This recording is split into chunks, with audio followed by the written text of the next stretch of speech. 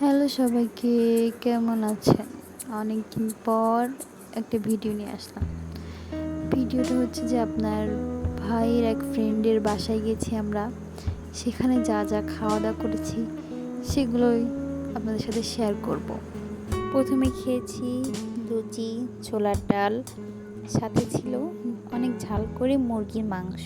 দেখতেই পাচ্ছেন কি লাল, আর এই লাল যেমনটা তেমনটাই ঝাল। তারপর লুচি শেষ করার পর আমি অল্প একটু ভাত নিয়ে আর এই ঝাল ঝাল মুরগির মাংস দিয়ে খাওয়াটা শেষ করেছি।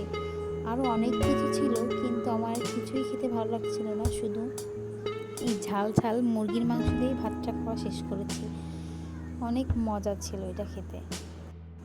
খাচ্ছি আর আপনার ভাইদের সাথে গল্প করছি যে কাকিমণি এত সুন্দর করে মুরগির মাংস ঝাল ঝাল করে রান্না করেছে। আমি অনেক দিন পর এত শান্তি করে মুরগির মাংস দিয়ে ভাত খাচ্ছি।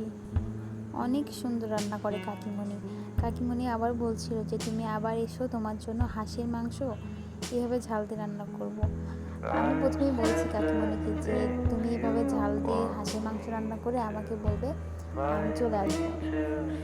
বলছে ঠিক আছে, সামনে শীতকাল আসতেছে, তো তোমার জন্য হাঁসের মাংস আর চিটা রুটি বানিয়ে রাখবো, তুমি এসে খেয়ে যেও।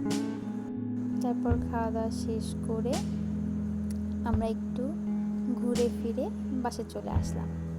বাই বাই সবাইকে, আল্লাহ হাফেজ, ভালো থাকেন সবাই।